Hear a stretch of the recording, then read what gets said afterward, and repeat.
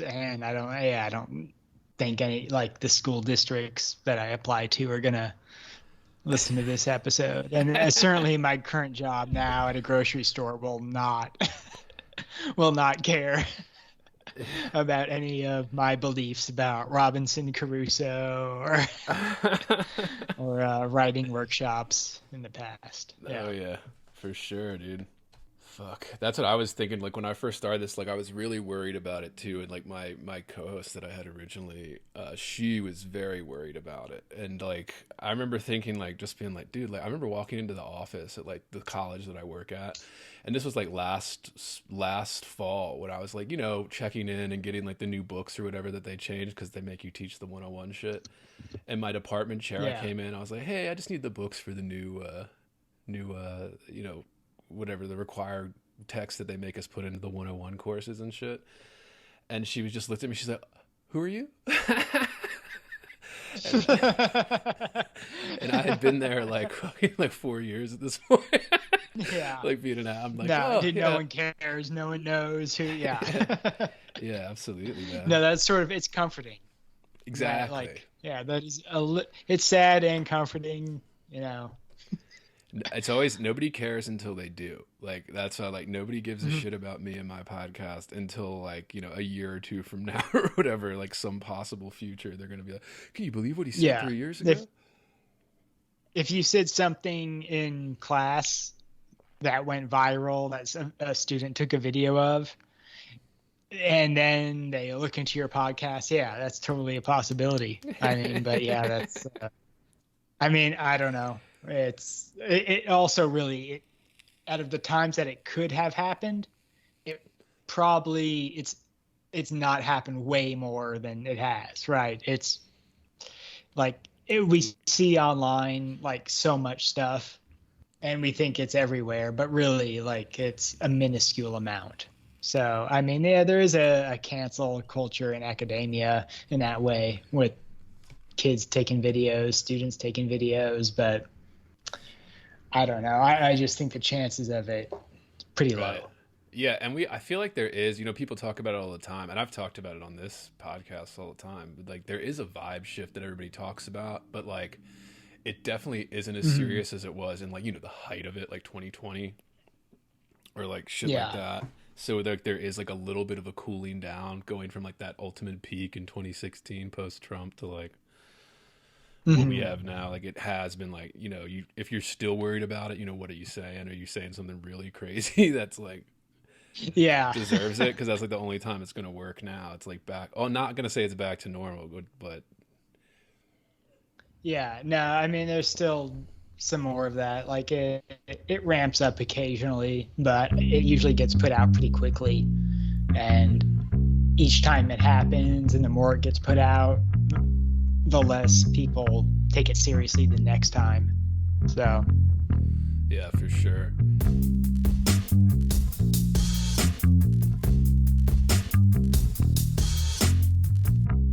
Heavy. Bored. Heavy. I am heavy. Bored.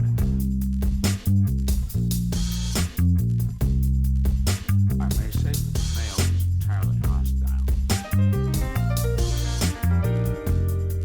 No! Inner. Resources. Life, friends, is boring. We must not say so. I was going to ask you about your name too, Erik with a K. Oh yeah. You it has German? No, I guess part on my dad's side, but it's Italian and Hungarian on my mom's side, and my dad's side it's like maybe a little German, a lot of like British, Welsh, Scottish, Irish, just white. But my dad just like the story is like my dad didn't like any other name except Erik, and he liked it with a K, and because he thought it was strong and manly. So it is. Yeah, that's what they went with. That's it. Yeah. The K is the bold way, the proper way. To name Erik. But I didn't know, because people. Are you like Scandinavian? background? If my last name didn't give it away, I'm German as fuck, man. I guess Okay, what would be all right. present day Austria, I think is. I had a crazy uncle that like did this before 23andMe and all that, so I don't know how accurate it is either. But like, an uncle that was obsessed with this, and he like a couple, 20 years ago or something, had this huge like thing that he gave everybody one Christmas, like this little kind of stapled together book that he made basically of like the genealogy. And he was able to trace it back without all the 23andMe shit back to, like kind of like on the border between Germany and present day Austria, back when like the German Empire, like back to that point. I think he traced it back to like the 1500s or something. Like he just went really crazy with it. Everybody has that kind of uncle. So I was just curious when I saw the K, because it's like the German kind of way of doing it. But yeah. Yeah, I mean, I figure, Winstad, it was, it sort of it gives it away as German. But I don't know if there's, another side it's weird, like there's not, up in it's not Scandinavian areas. I think there's some, like, I think my parents did do like the 23andMe shit recently, and like they got, I think because my mother always thought, like her father always said, they're Italian on her side, so my grandfather would always say that, but it was before all this DNA shit, so they didn't know. They were just going off what like their parents told them and vice and shit. And then when they got the DNA back, they're like, well, it turns out they weren't so Italian, like kind of like thing. Like, but my dad's came back. I was totally wondering that, because like I won't do the 23andMe stuff myself. Oh no. There's something weird about sending my saliva to the place that processes it and keeps track of it. I don't know. So I won't do that, but my parents will. So I figure I could just base it on them. And my mom's like half Sicilian, half Hungarian, and my dad is like just a mix of all the white, Yeah, that's what my wife got. Shit.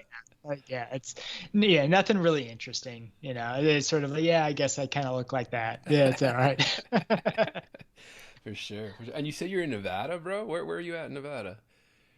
Las Vegas. Shit, dude, that's where I am. You're in Las Vegas? I'm in Vegas, bro. Yeah. So what's up? Oh shit, what part? I'm in. Oh, okay, yeah, no, I know that area. Yeah, Northwest. Oh, damn. This could have been a live That's what I was thinking. I was live podcast. Yeah. Damn. Okay, yeah, no, I'm on Main Street downtown in the Arts District. Oh, you're right across stomaching the from Arts the District. Plaza. Plaza Hotel.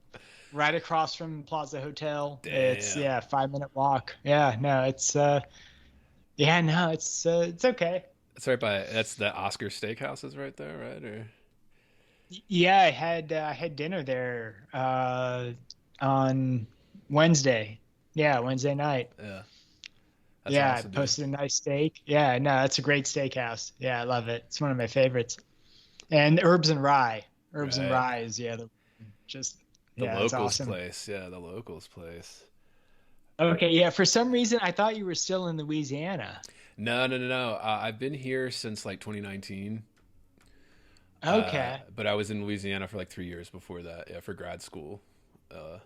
I applied for some teaching jobs at those colleges, and it's just like it's difficult to get in like now. Oh yeah. Anyway, but yeah, I've gone on the track of taking just teaching high school, middle school route, which I don't know. It's better than it would have been in California, I guess.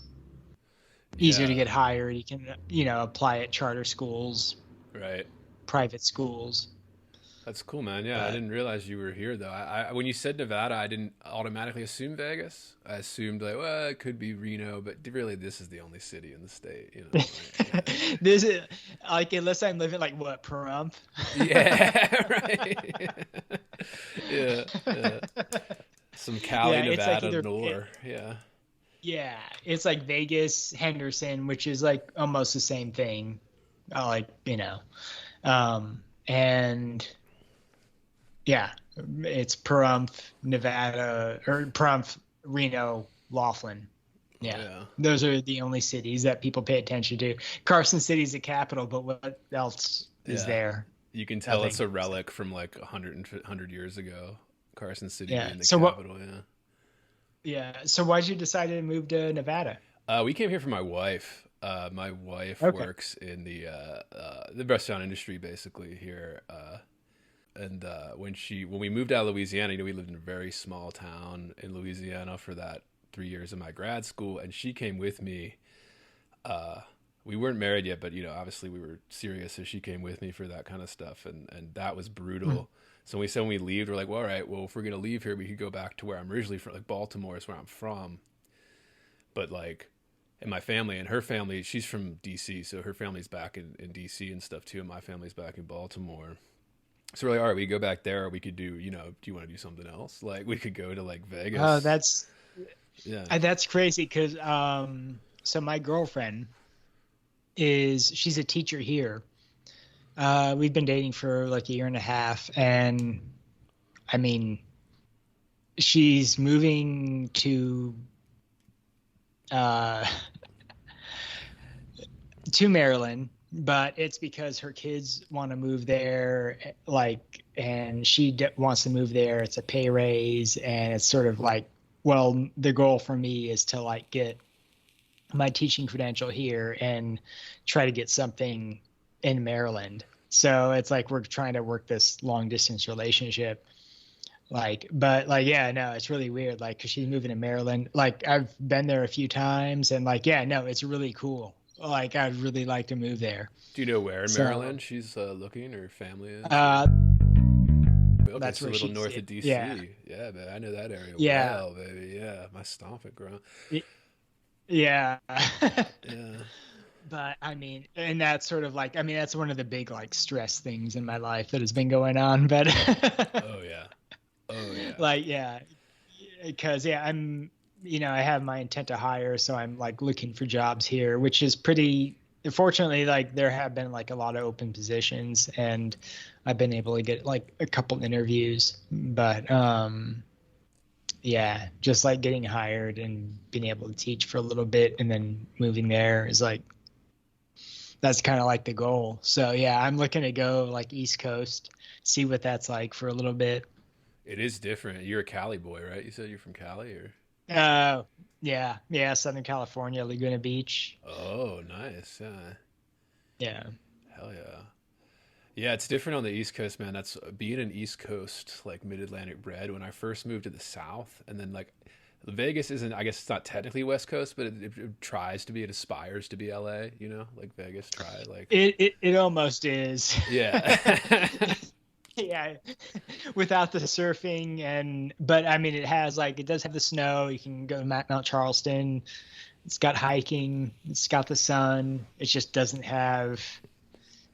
have the ocean, which is so key.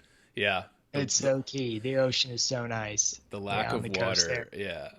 Especially Maryland, like everywhere you go, there's rivers, there's the harbors, like there's the water everywhere. Ocean on one side, mountains on the other. So like those places, when you go to a place where that isn't, it's like it does feel like something's missing. Yeah, like the smell of salt water when you walk through the harbor or something in Baltimore, like you're just like, yeah, like you don't get that out here. There is no salt water. Yeah. You smell like as you walk outside or something. But yeah, man, that's crazy. That's cool. Well, I guess how long are you in here? We should do something while you're at least get a drink or something. I mean, I'll be here at least another year, Right. maybe a little less than. Hopefully the goal is less than, but yeah, yeah. She's moving in like a month. Oof. So Yeah. yeah. That's Yeah, but like I already have my intent to hire and should have something going on, and I can get something in Maryland, hopefully. Dude, I don't know. high school, middle school, like they're so desperate for teachers. That's when you're applying to adjunct colleges, you're expendable. But then like the level below it, they're so desperate, especially here. Really every city, but here I know there's a huge shortage, so they're hiring anybody that's like, yeah, Yeah. we'll do your intent That's to what hire. I think, like, Yeah. yeah, because I was doing adjunct stuff in Southern California, and that just was like I was teaching at 3 different colleges, 4 classes, Right. and between grading, the commuting between each, I mean, I had no social life. My girlfriend at the time was like I mean, I couldn't see her barely because she was a teacher too. Like it was just, I had to get out of that. So yeah, it was just like not good, especially for the pay. I mean, I Right. make as much at a grocery store Yeah. as I did when I was working for them. So it was, yeah. That's great. I mean, yeah, that's where it is right now too. And I want to get to this, I guess, in the second half when we start talking more detail about the MFA post MFA life, Mhm. which is like, I mean, I guess there are always articles about it, but it is kind of like a secret. And I don't know if it's just like ignorance that like the teachers that are teaching you don't know, or it's more sinister than like they're just like lying about what the world is like once you get out. But that's so It brutal. is, Yeah. yeah, it is. It's pretty sinister. Yeah, no, I Yeah. agree. Yeah, it has to be. All right. So, welcome to another episode of Heavy Board. I'm Andrew Wittstadt, and I am joined by a special guest today at Organized Meat, Erik. Welcome to the Heavy Board. Oh, thank you for having me, man. It's of great to be course. here. Hell yeah. And today, listeners, we are going over what is considered the first novel in English ever written, Robinson Crusoe by Daniel Defoe. And I know a lot of you you've probably heard of this book, although I doubt many of you have read it. But when I was talking to Erik and we were getting this set up, and I was just like, hey, like he would be down to do like a classic text like this. And I know not everybody's game for stuff like this, but with his background and things, I was like, all right, yeah, let's do a classic I've had on this list for a while here. Robinson Crusoe. Robinson Crusoe. And I always like to start like this is kind of a nerdy podcast, man. So I'm always like, talk about what versions I read for the listeners out there, the book nerds, the Signet Classics edition of this that has a bunch of fucking dates here. It was when it was published. The one I have right now is first printed in 2008, but obviously this book, the Robinson Crusoe itself, was first published in 1719. And it's been, published a bunch of times since then. The first Signet Classics was 59, but the one I got's 208. What version did you read, man? So I didn't have one of these on my shelves already. Nice. So I just looked online, and there was this. It just said the original 1719 edition of Robinson Crusoe, Daniel Defoe, and it just seems like it came to me as one of those like self-printed books. Yeah. Amazon That, style. that you did. Yeah. It's like it said made in the USA, Las Vegas, Nevada, August 1st, 2023, which is pretty much when I ordered this. Right. It's like right after we scheduled Yeah. it. Yeah. I did that. I always fall victim to that. I'm actually in the middle of this bad boy with Wharton's complete short stories, basically. Oh, I love her. Asia Innocence is one of my favorites. Yeah. Oh, I'm glad you're a Wharton fan because she's one of my favorites, and that's the same thing. I didn't. Awesome Earth, so good too. Yeah. And you never realize when you're ordering those fucking print-on-demand books, but like this was like a print-on-demand because it's all in the public domain, I guess. So some Indian guy or whatever put together like a PDF and like sells it on Amazon for like saps like me. It'll be like, yeah, I want the complete works. Like I want it. But nobody's actually published it from like a major press, so it's all that shit. Yeah, no, I get that. So it was, but I did like I looked at some versions that were available online, and it seemed like it seemed like the basic version. It was just cheap and whatever. But it seemed like it was like the original text, so I don't think I lost anything in the translation. Yeah, and even in mine, listeners, there's a note in it at some point that just says, like the text of this, they've added chapters and chapter titles basically in the one I have. Mm-hmm. And I guess they did this probably like 18th, 19th century. They probably started doing this kind of thing when scholars started, putting their nose in to organize it some. And they said they also changed some of the some of the punctuation and stuff to make it more readable for a modern audience is what they said they changed. Yeah. And this thing's so old. Yeah. Like, is there even like at some point is there even the original text in existence? You know, like at this point, it's been.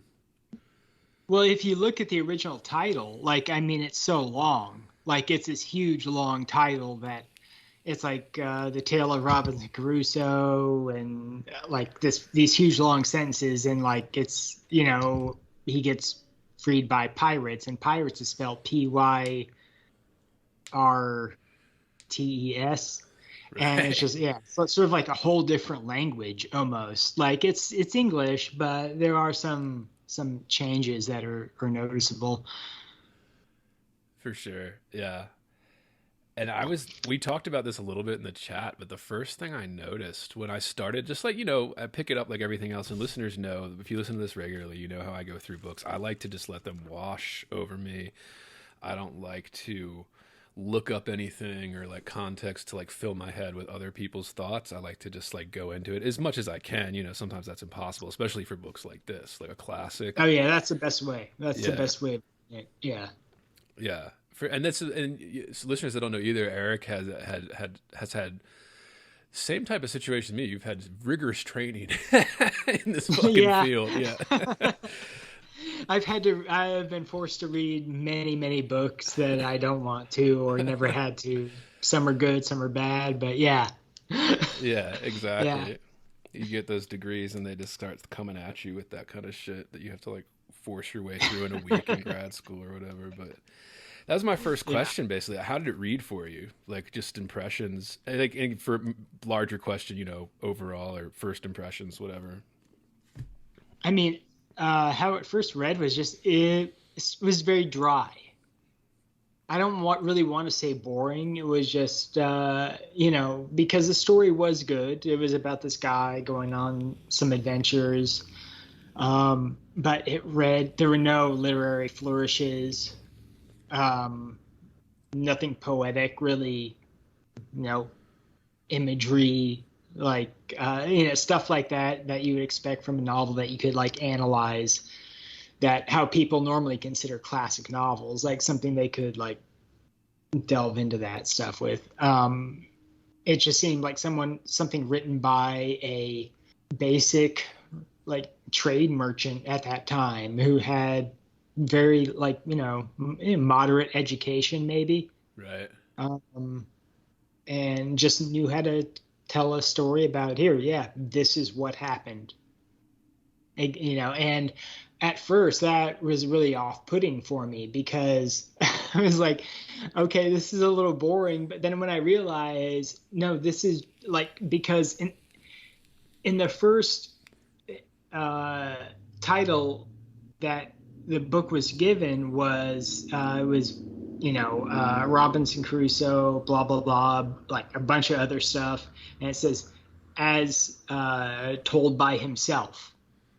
And it's like, okay, that's a big thing, because then it's just like some guy who doesn't know anything about like, you know, writing to like really captivate an audience. All he knows is just like, here, I'm going to tell my story. Here's what happened. He doesn't know how to like engage them with like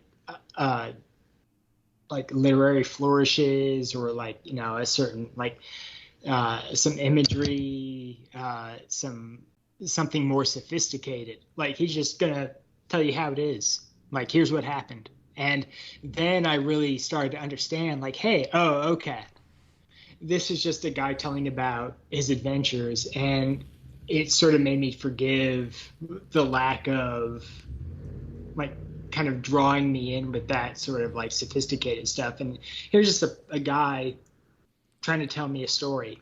And there are some parts that are boring. I mean, definitely there are a lot of parts that are boring. For sure, yeah. But it's so short. It's like a page and a half. And then they'll get you onto something that's interesting, maybe for a few pages, and then it'll be boring again. And then it'll be like a couple chapters that are interesting. Like, I mean, there's a lot to it, but yeah, I understand anyone who is like, well, this is just like a boring, like, there are some boring parts. Yeah, there are. But that's because that's how someone who is just telling a story would tell it. Like, the biggest thing for me with his whole narrative is like when he was a slave for the Moors, he just sort of passed it off like, okay, yeah, landed ashore, taken captive by the Moors, a slave for a little bit. I don't know. The guy wasn't too bad.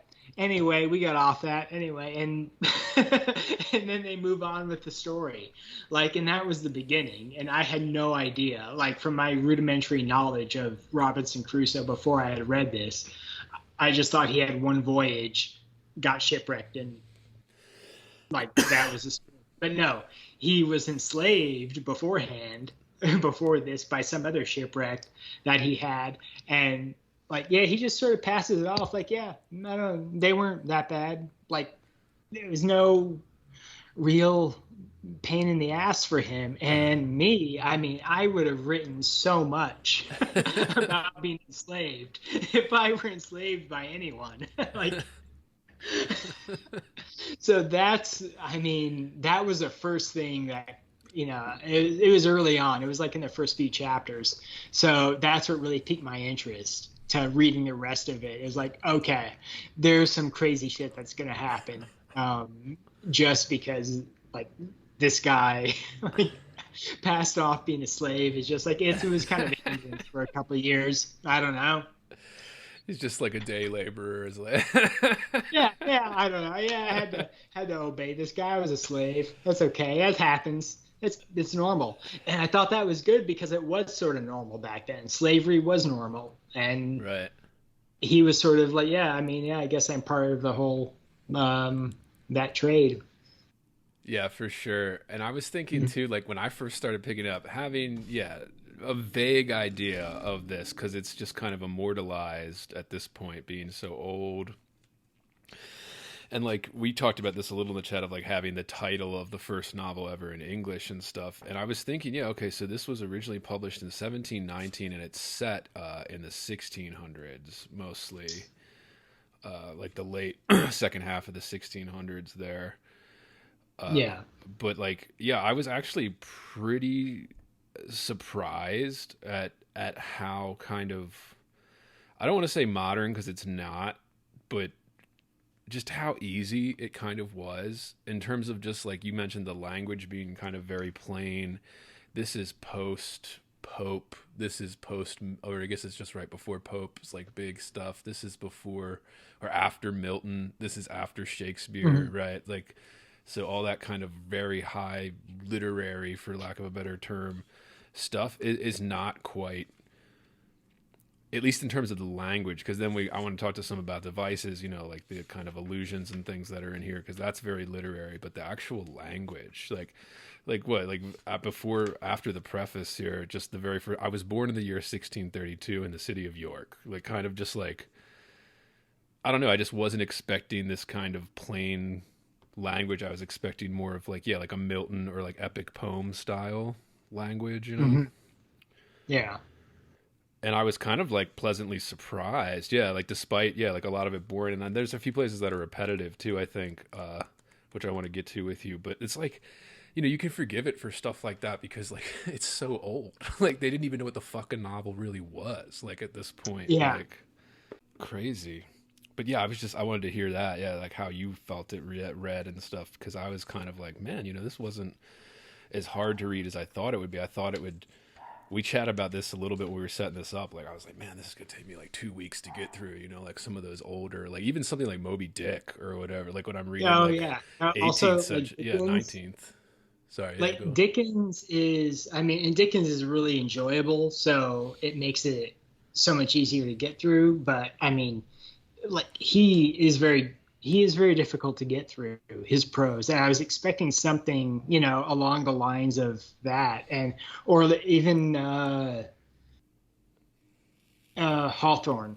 Like a lot of Hawthorne stuff is very difficult to get through, right? Even though it's a kind of like simplistic tales, but I was expecting something like that, and this was not it. It was just like very it was like a diary. So that really surprised me. Yeah, and I guess we didn't go over this. You had never read Defoe before, right? Like, Never. Maybe I have encountered like criticism of Right. his in some papers I've read in college, and they bring in like a paragraph or half a page Yeah, there's to like textbook illustrate it. experts or like excerpts from like they put in like those textbooks they give you and shit, like Norton Oh yeah. anthologies. Yeah, the Norton anthology stuff. Yeah, I mean that is probably the edition I probably should have gotten from this, just because it has all those colonialism essays in there about that. And I mean, I know like whatever essay I was reading, if I did encounter Defoe, it was probably about colonialism or something like Right. that. Yeah, because that was what they assigned to us in graduate school there. But yeah, it's. Uh, yeah, he definitely like struck a nerve with those critics. For sure. And I want to get to that too, the colonialism take, because it seems that has been like the kind of cloud over it all really Yeah, since I guess when that started to become a thing, like the 50s, when that's really started to take over criticism, these kind of like historical deconstructions that if you're hearing this, it's because you are listening to the free public feed of Heavy Board. To get complete, uncensored, uninterrupted, full access to this podcast, become a subscriber at patreon.com/heavyboard. That's right, Heavy Board is made possible by subscribers like you. For less than 1 cup of coffee per month, you will receive private access to uncensored, full-length episodes, Jerk Shop, heavy bonus content, subscribers-only AMA episodes, bonus extended interviews, and more. Come join the conversation today at patreon.com/heavyboard. Everybody yeah, was the Edward Said type of criticisms and stuff like that. Yeah, it's no, the colonialism stuff that's been like a big uh, like jackpot for like English professors or English majors to like write about something new that they interpret in a novel from like a couple hundred years ago, where that stuff did not exist and morals were completely different and everything was completely different. So they can like pass their moral judgments on people like hundreds of years ago. And that's what's happened in the universities. yeah. Hold on, my dog's acting crazy. Give me 1 second. That's all right. Sorry, sometimes she's just like, my wife just left for work, and then I guess she's like didn't like the fact that I had my door closed in our little like guest room / office here. She was like bitching. I was like, yeah.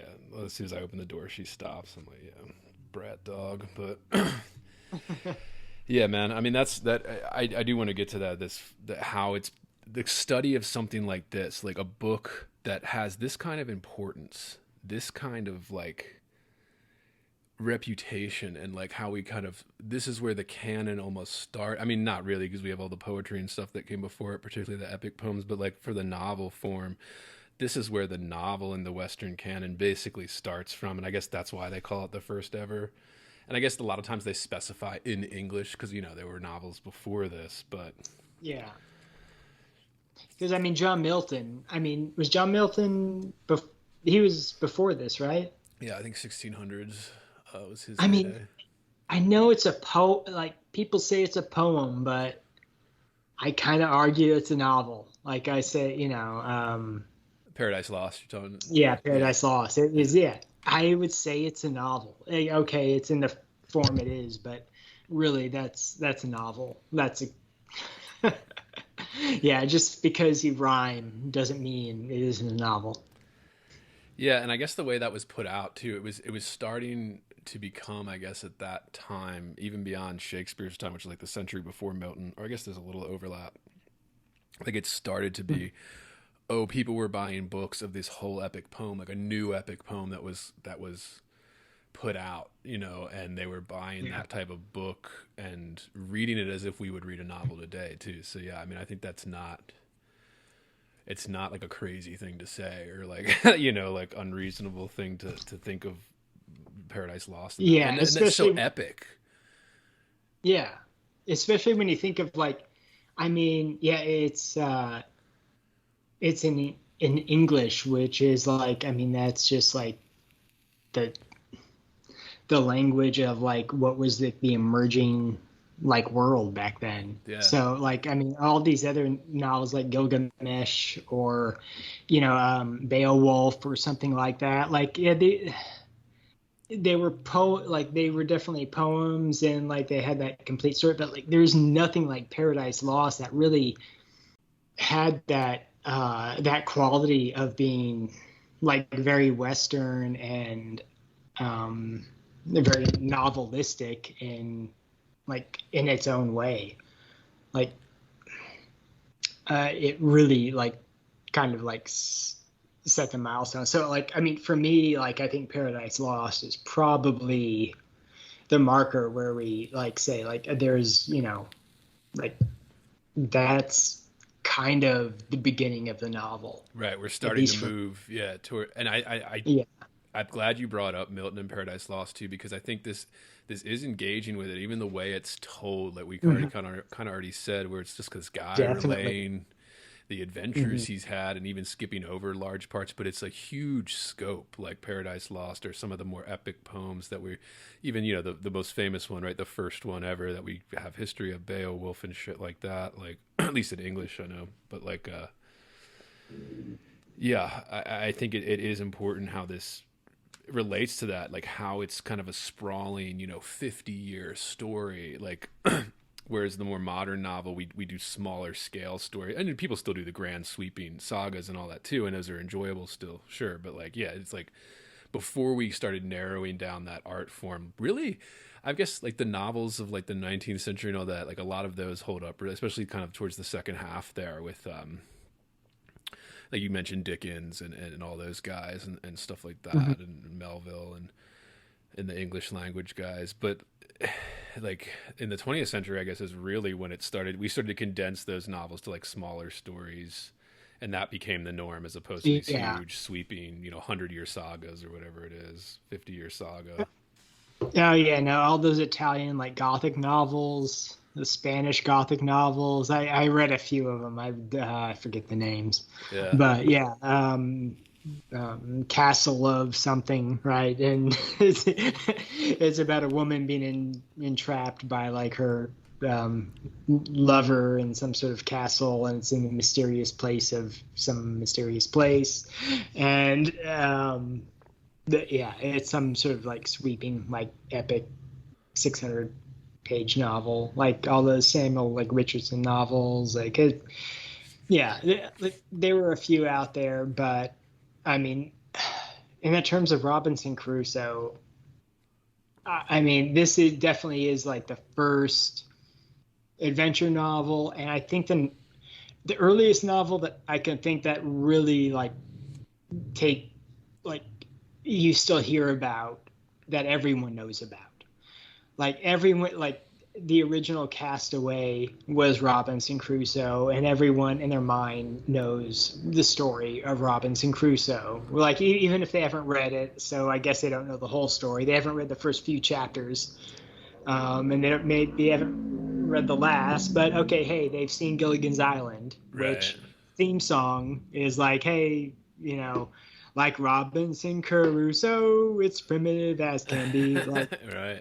So it brings that into like, so everyone knows it by now. And like, I kept thinking Castaway, the Tom Hanks movie, like and that was the second thing I was going to bring that up. Like, yeah, Castaway, that is Robinson Crusoe.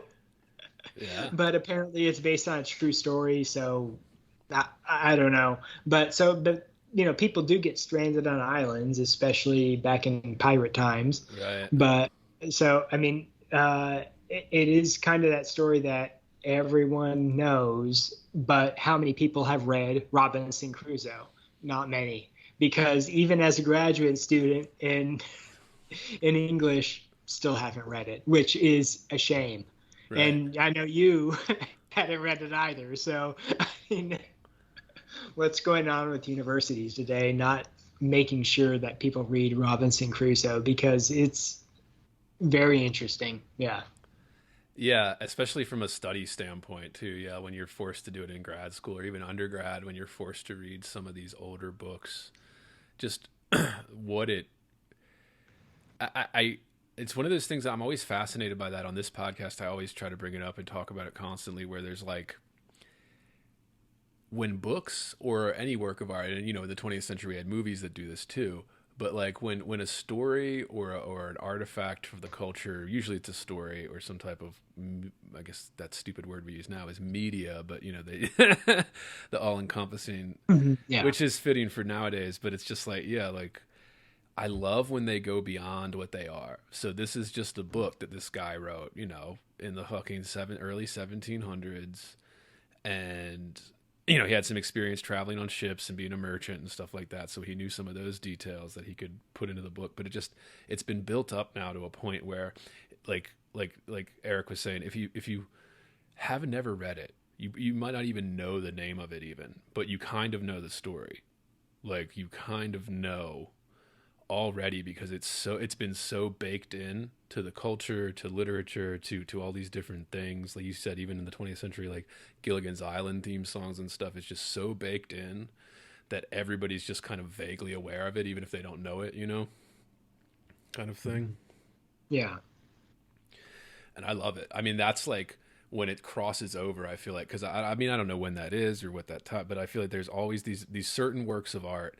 It's awesome when they make that crossover to being bigger than just a piece of art that somebody was trying to make, but they become a huge touchstone culturally, historically, whatever it is. And it's just, yeah, that's, I think the reason I'm obsessed with that kind of thing is because I think that's what art and specifically literature is all about, right? Like transcending that current time period and just becoming a staple in everybody's head. I mean, this is off topic, but this is why I always defend Stephen King and stuff too, because I think to many people's chagrin, particularly academic chagrin, he's achieved that in his own lifetime too, where like most people have never read his books, but they know the stories. It's already a part and like ingrained into the culture. And I know that seems weird comparing King to to Defoe here in terms of what they did for the art, but I mean, it is, because like, I mean, I imagine Defoe was like ingrained in the way that like, so Robinson Crusoe was based on like some Saltzkirk, some sort of guy who got marooned on an island by a ship he was on because he disobeyed orders, something like that. He survived 8 years there, and that was around the time that Defoe was around, and that story was big. And there were a lot of similarities between Defoe's Robinson Crusoe and this Selkirk guy. And a lot of them was like, he raised cats, and Selkirk guy raised cats. They were the the civet cats, the ones that you make perfume from. Right. They were civet cats, and the way he dressed, there was just like a lot of other similarities between them. And Defoe, made it a point to make a novel about this person. So there was he did sort of see this opportunity to kind of make a little bit money on the fact that this guy had survived this horrible thing. And it was a big story at the time. It was a big news story. So yeah, it would make money. And Selkirk was rescued. There was more written about him. I haven't really looked into that, but yeah, me neither. Yeah, it was definitely he definitely borrowed this story from what he read in the newspapers at the time, and which he wrote more than one of these. Right. Right. I think the intro that I read, and it was an introduction by, sorry listeners, I know this is a nerdy pod, everybody likes to know. The intro was, who the fuck wrote this? I think they'd have a name on it. Paul Theroux. And I think this is the intro in my version. I think he wrote this originally in the 50s when Signet put out the first printing of this kind of, classics version of this. So that must have been written in like the 50s, I think but he mentions all of that. Yeah. Like how Defoe, I think he says in here that he wrote like over 400 books in his lifetime. So Crusoe, and he had like a career as a journalist. And I think he actually straight up covered some of that, the story you're talking about, as like a journalist, because it was a huge story at the time and everybody was covering it, And I didn't have this written down, but I'm thinking of it now. Since Erik is a creative writer, listeners, as well, and we're going to get to that with workshop stories. He's agreed to do some of that too.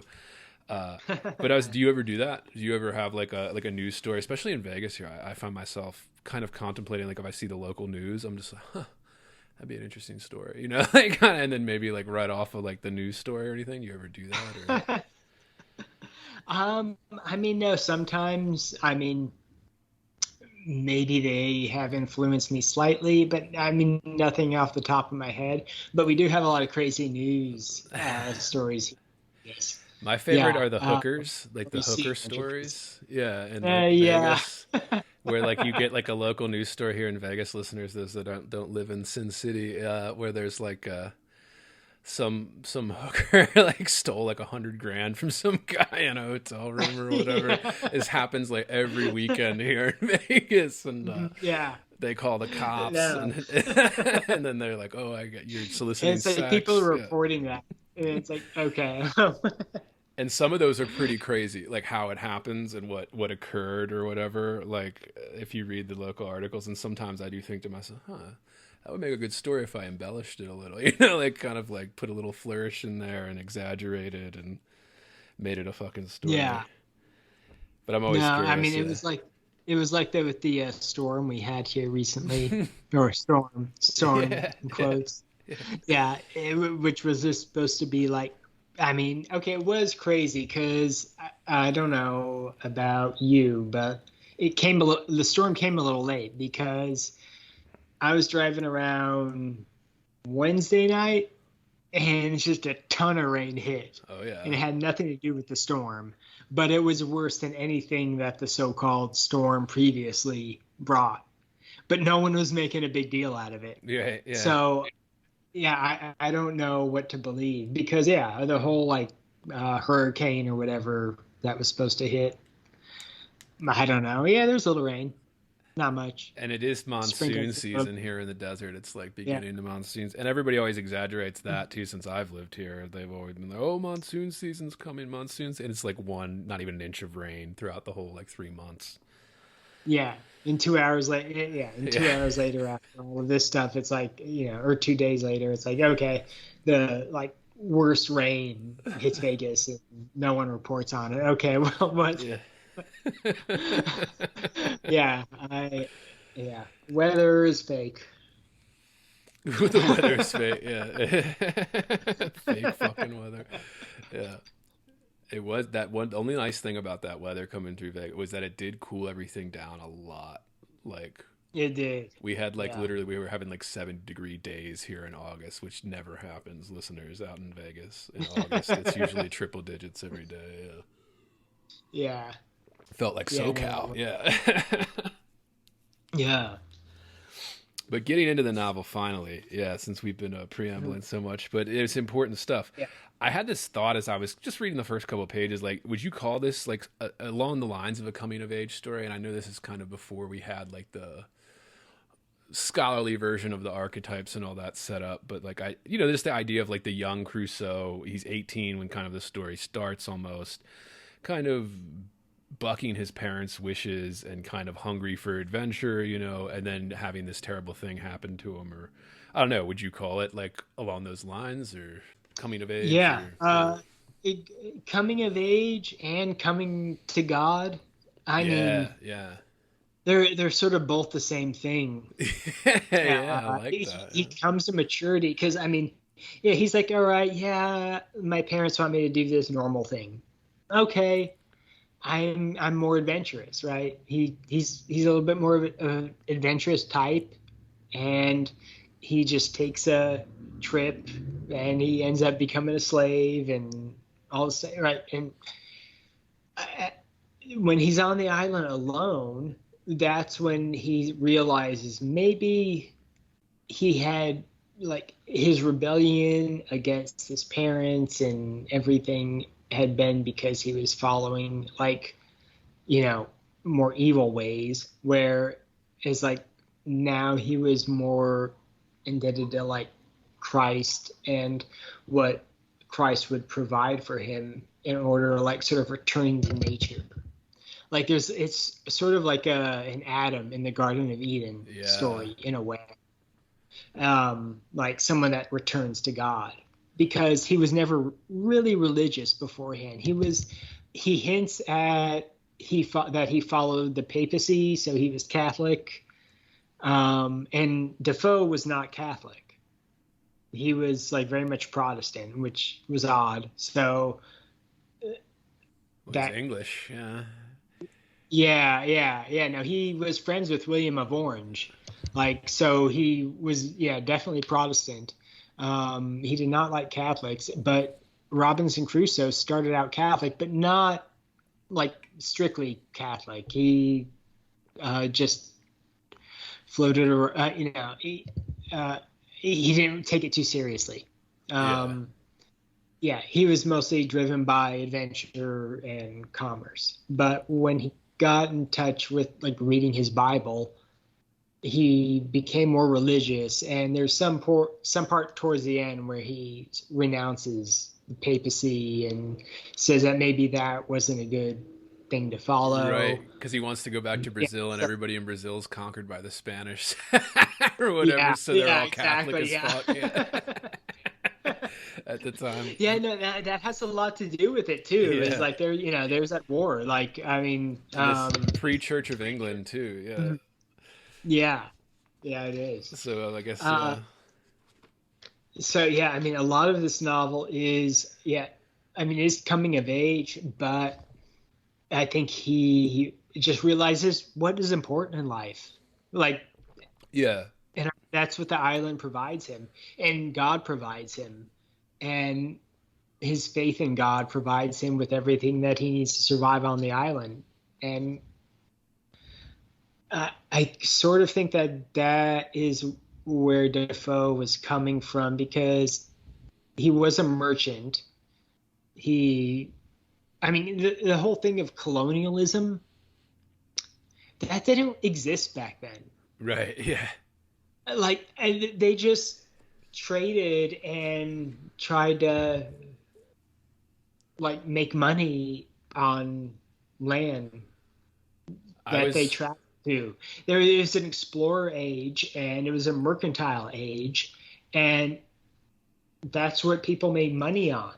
Right. And so they weren't thinking in this like, oh, I'm colonizing some place.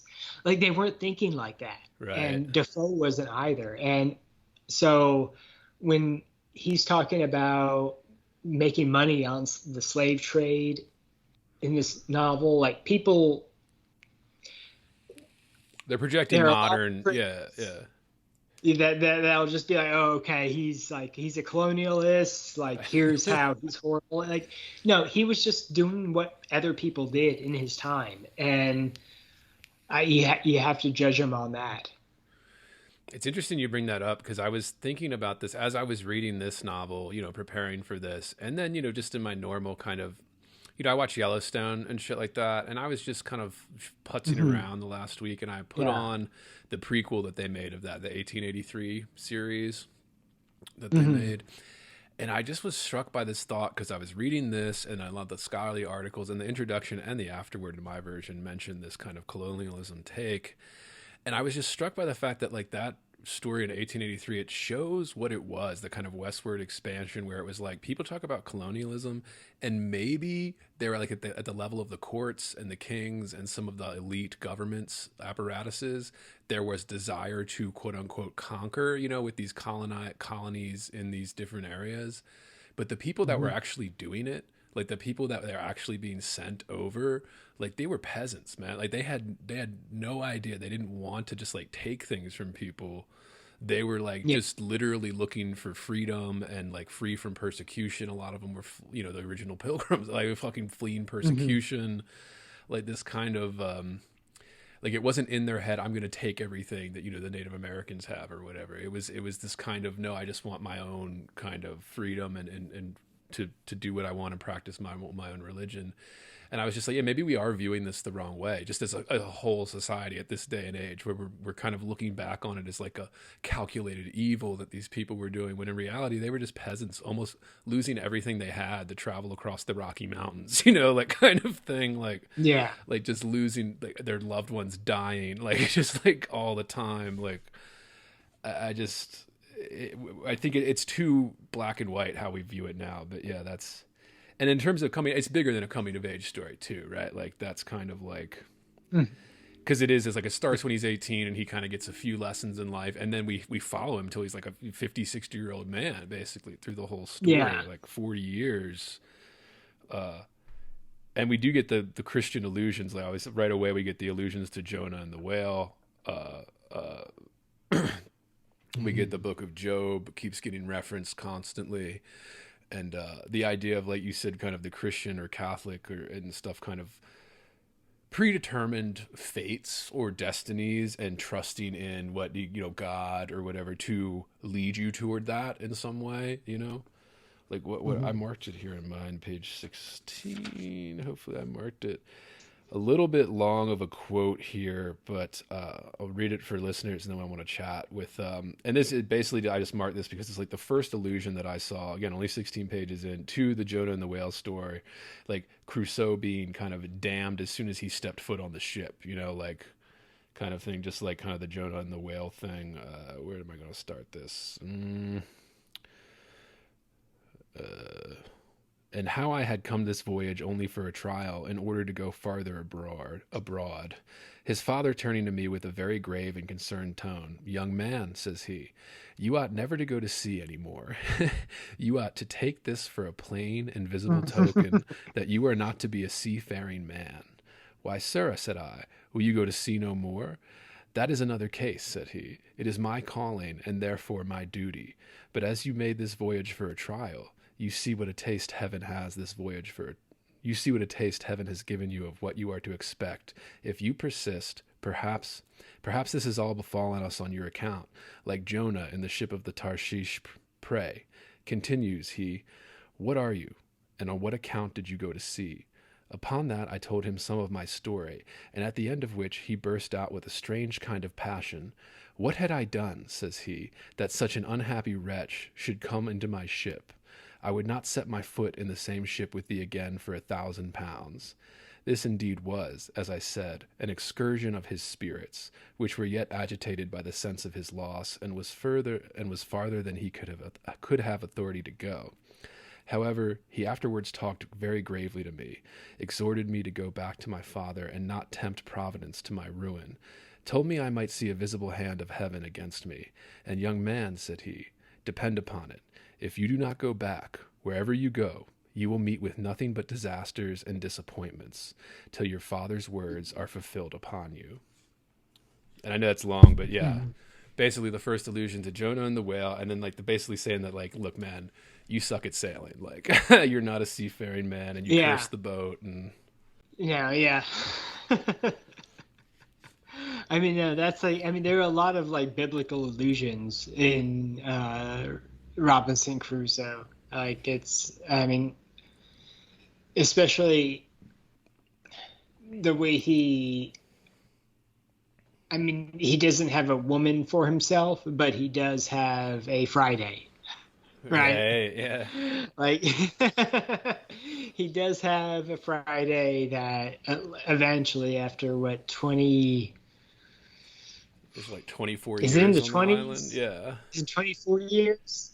Yeah, it's pretty late. Yeah, he's living on the island alone by himself for a while. So sympathy for him. But so he sees he does have a Friday. And so here's where, like, I think a lot of the debate is on as far as this novel and what keeps this novel alive in college. Because, quite frankly, without colonialism theory or racial theory or class theory, maybe, I don't, all these theories that these colleges invent Yeah. that want to teach people. I don't know if Robinson Crusoe would have been kept alive, uh, because all they want to do is criticize it. They want to criticize it mostly for the way that Friday is treated. And this Right. is like everything that I picked up on Robinson Crusoe and literary theory is criticizing, the agency Right. of of Friday, and if he was treated fairly and all this stuff. And I just kept thinking this whole time, like, he was from a tribe that ate people. They Yeah. were cannibals. And killed all those Like, Spanish sailors. Yeah. yeah. I mean, like, I mean, I'm sorry, but yeah, that's a little brutal. Right. I'm uh so And he refers to them as savages, which it should be pointed out, listeners, if we're being serious and engaging with this work, that was the common term. Like, it was not considered offensive like it would be today. yeah. That was Mhm. the normal term to call these people that they saw that were literally dragging their victims onto beaches and then cutting them into pieces and roasting them over a fire and like eating them like a fucking leg of chicken or whatever kind of thing. But yeah, that and I saw Yeah. this when I a year ago basically now when I did Moby Dick for this podcast, where there was the same thing with Queequeg in Moby Dick, where there was a lot of the Oh. kind of racial theory and this kind of put on top of it. And I think it does kind of, whenever we put those frameworks on top of it, like you were saying, it clouds out what the story is actually doing for us. It makes us pay too much attention to something like that through a modern lens, as opposed to like the relationship that is trying to be established in the novel here, like where Yeah, they kind of grow to love each other, and not in like a gay they way, do. but yeah, Oh yeah. yeah, Oh yeah, no, they so do. yeah, I love that. Like, I mean, right, because Friday, like, he's like, hey, like, yeah, he liked the taste of human flesh. Okay, all right, whatever.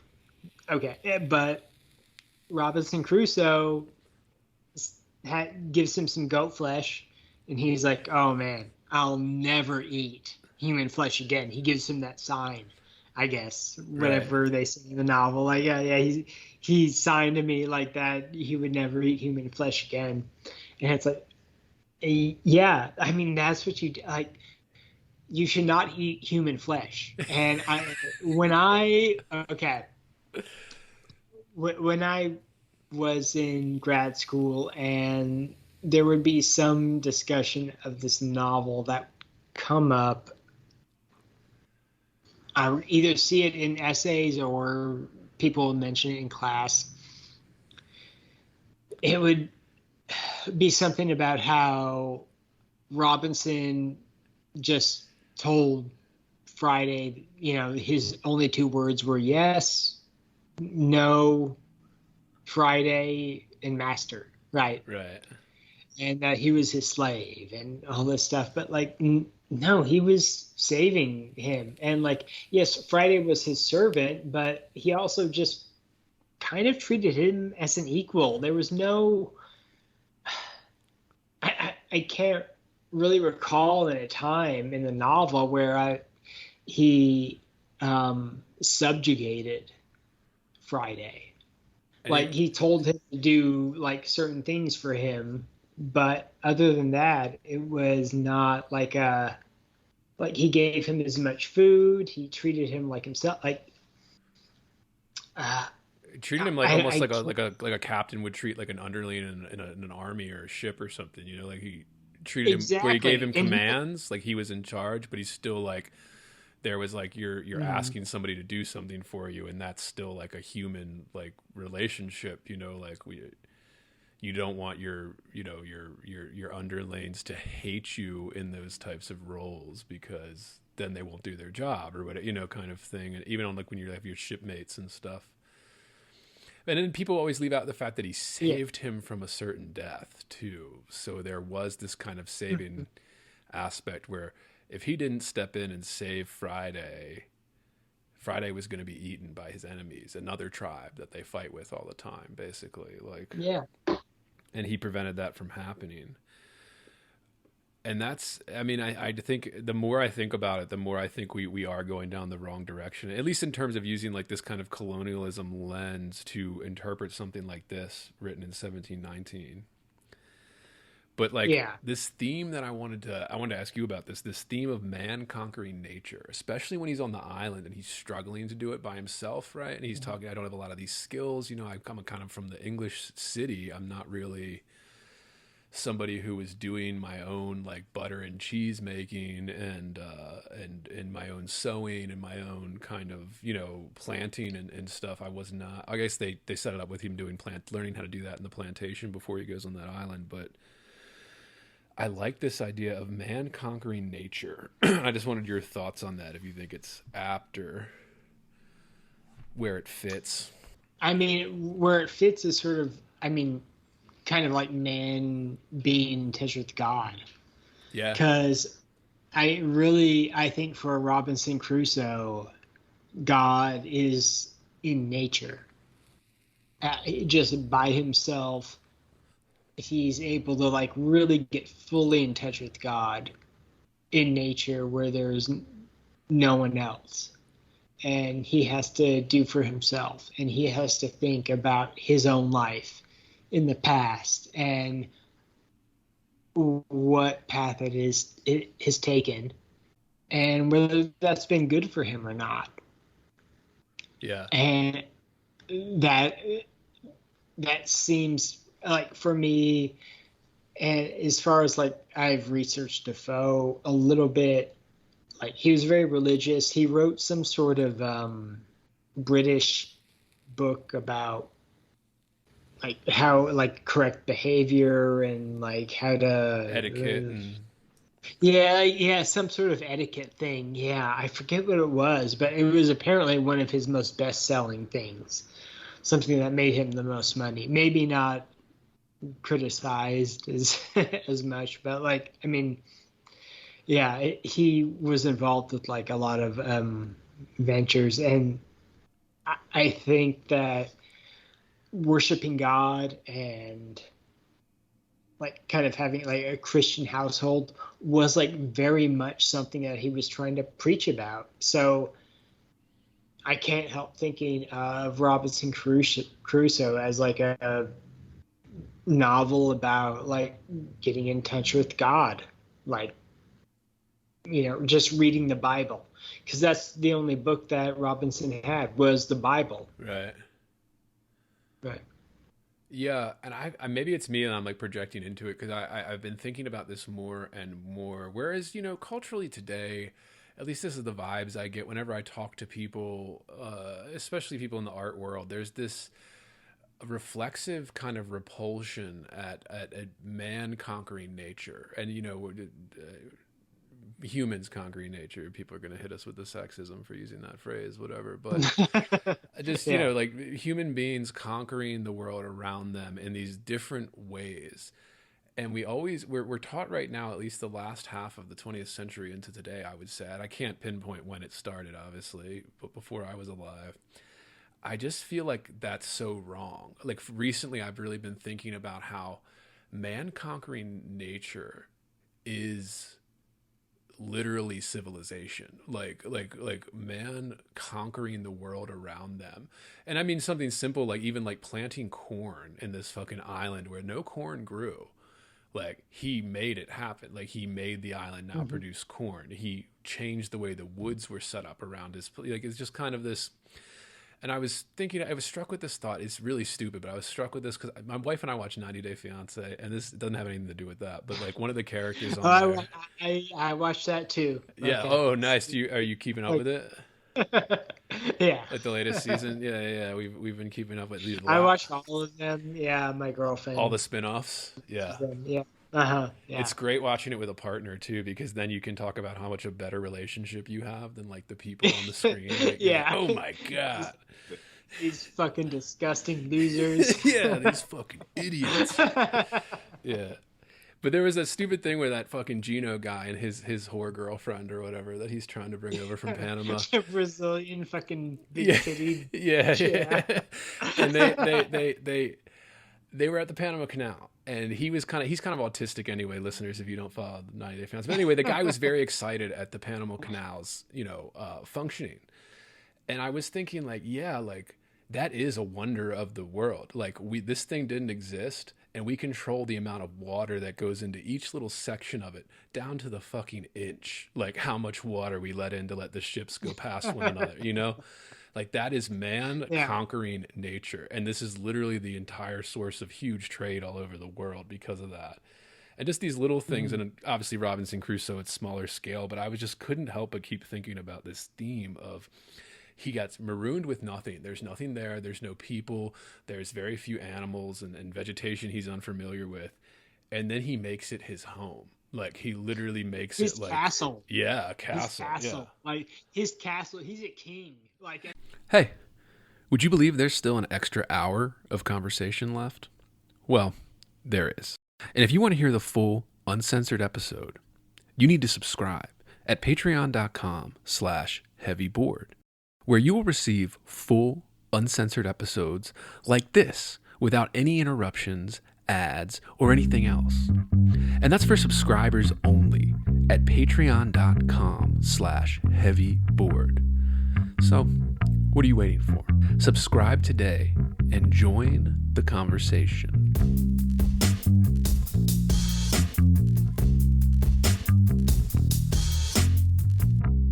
Heavy.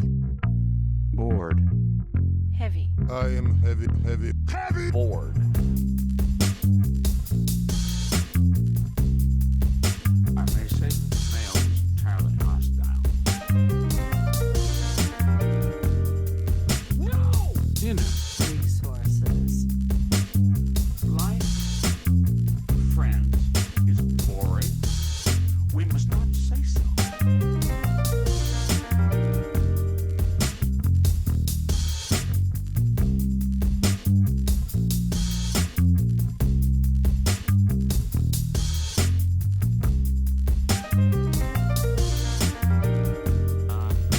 Are you radioactive now? Inner. Resources, American resources. Being bored, Some activities are intentional, right? it shows such a lack of gratitude for life. Bored. I aspire to boredom, I should say. Bored. Heavy. I am heavy Bored. Has you the night sweats and the day sweats, pal? Pal, I do.